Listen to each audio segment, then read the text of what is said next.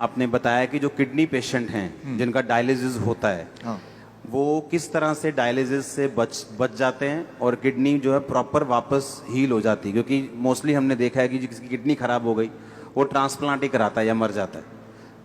ये एक इम्पॉर्टेंट बात है जो मैं आपको बताना चाहता हूँ ताकि आप इसको उन लोगों तक पहुँचाएं जिनको इसकी ज़रूरत है। ऐसे बहुत सारे लोग हैं लाखों में जो हर दूसरे दिन या तीसरे दिन डायलिसिस कराते हैं। पहले तो समझना पड़ेगा डायलिसिस क्या है। बहुत ही सिंपल है, आधे मिनट में समझ जाएंगे। आप जो भी कुछ खाते हैं पीते हैं उसमें कुछ चीज़ें बॉडी उपयोग में लाता है, एनर्जी में कन्वर्ट करता है, कुछ चीज़ें बॉडी यूज़ नहीं कर पाता है, तो आप यूरिन पेशाब के रास्ते उनको बाहर फेंक देते हैं। तो वो पेशाब कैसे बनता है, वो किडनी का काम होता है। उसके अंदर वो सारी चीज़ें हैं पेशाब में जो बॉडी को नहीं चाहिए, तो बॉडी ने उसको बाहर भेज दिया।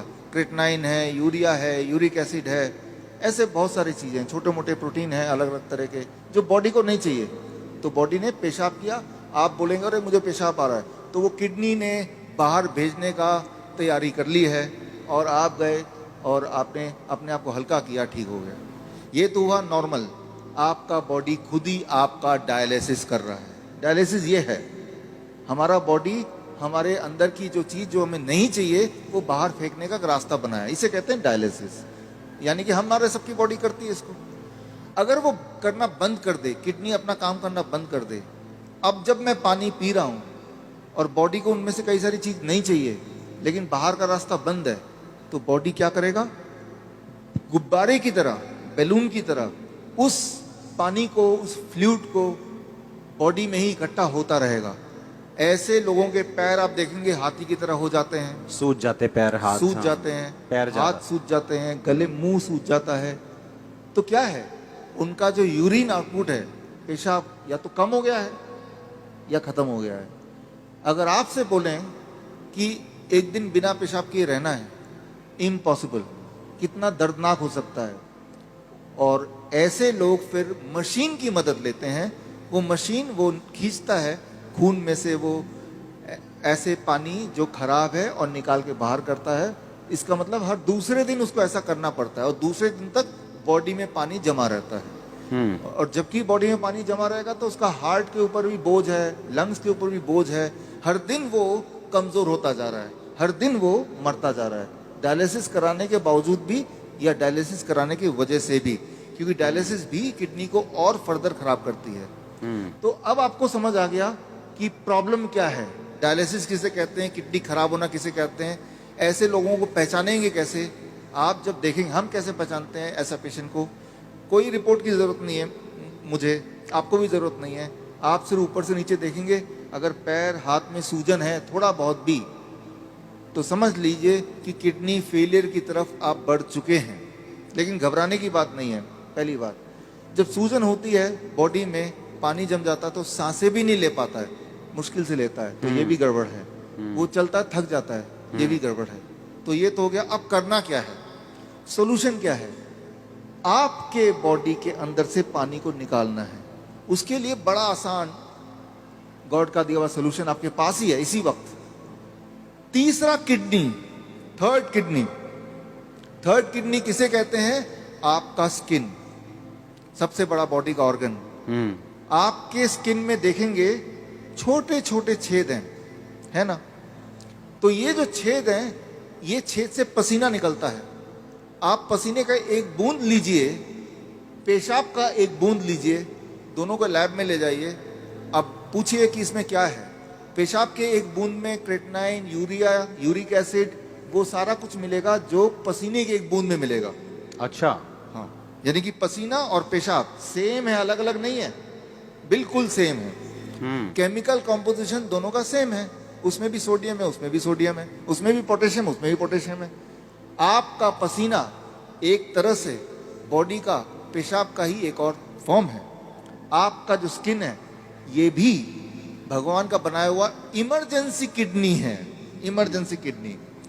तो उस इंसान का जिसके दोनों किडनी खराब हो गए, अब क्या करेंगे, ये जो स्टेपनी है, मैं इसको स्टेपनी बोलता हूँ। आपकी गाड़ी का एक टायर पंचर हो गया, आप स्टेपनी यूज करते हैं ना, तो हम बोलते हैं कि ये स्किन को यूज कर लो, स्किन से बाहर निकाल दो।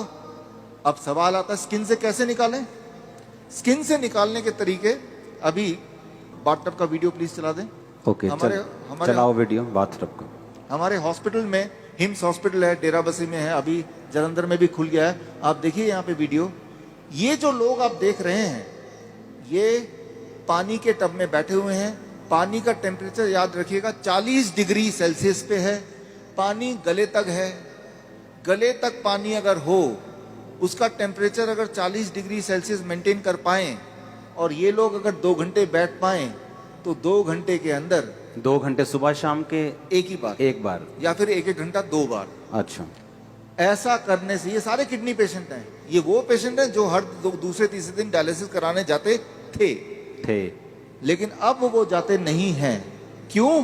क्योंकि वो अब ऐसा करते हैं, इससे उनकी तीसरी किडनी से वो सारा जो मल है, जो पेशाब के रास्ते नहीं निकल पा रहा था, वो निकल जाता है। पहली बात।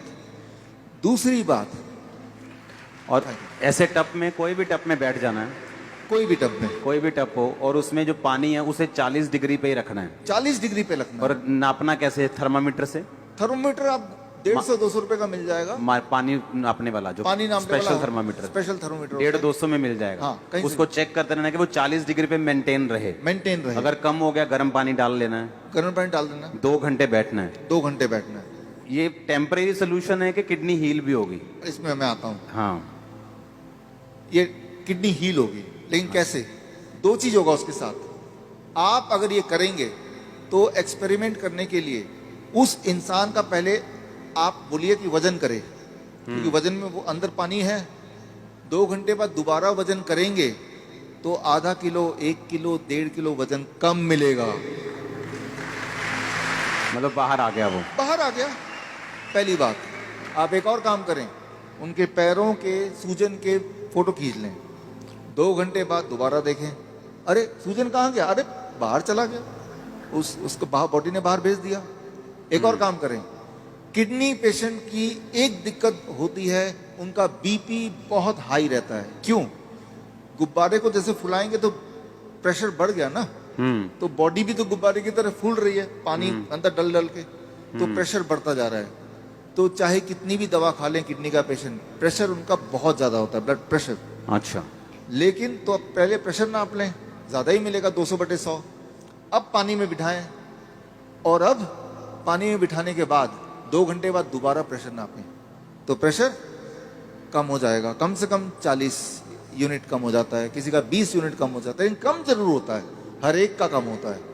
तो जो मेन सिम्टम होते हैं किडनी पेशेंट के, वो सारे सिम्टम एक क्लासिक सिम्टम होता है। मोस्टली बोलते हैं कि किडनी आपकी श्रिंक हो गई है जी, किडनी सुंगड़ गई है, सिकुड़ गई है, वो काम नहीं कर रही।